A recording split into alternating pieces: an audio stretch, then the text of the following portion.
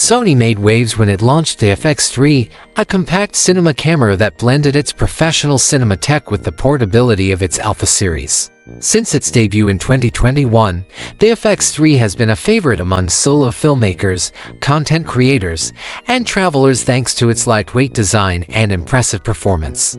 The FX3 boasted a full-frame 12.1-megapixel sensor, Sony's Cinetone color science, and outstanding low-light capabilities. But it wasn't without its shortcomings, lacking features like internal RAW recording and open-gate shooting, areas where competitors like Panasonic and Fujifilm had a head start. Now, Sony is set to release the FX3 Mark II, and expectations are high. One of the most exciting additions is open-gate recording in a 3:2 format, something users have been asking for.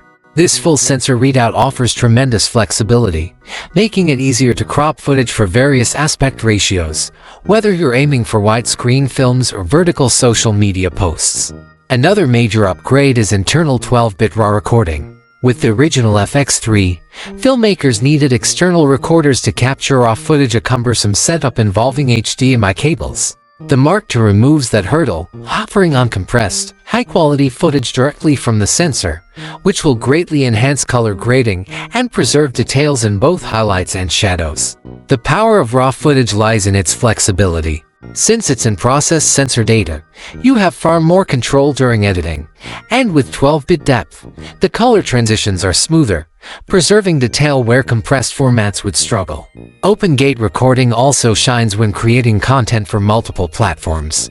You can shoot once and later reframe or crop without compromising quality, ideal for creators juggling projects across film, YouTube, Instagram, and TikTok.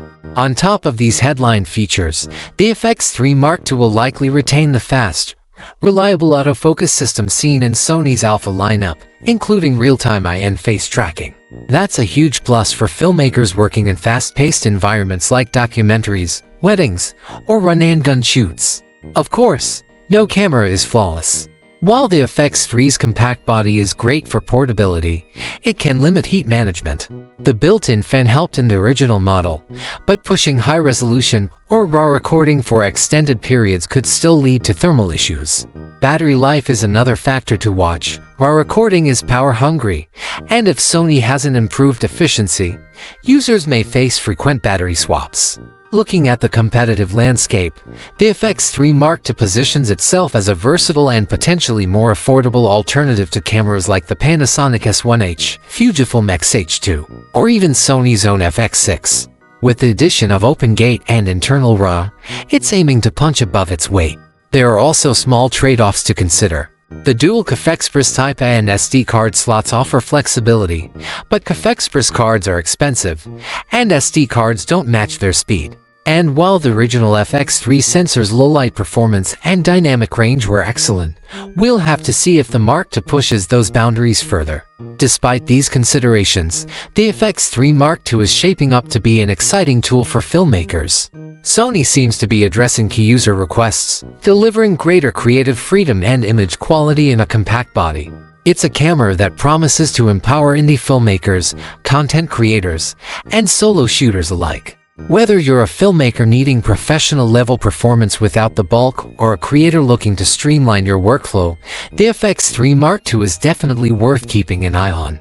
We're eager to see how it performs once it hits the market and what new possibilities it will unlock for storytellers. If you're excited about this camera or have thoughts to share, drop them in the comments. And don't forget to subscribe for more updates and reviews coming soon.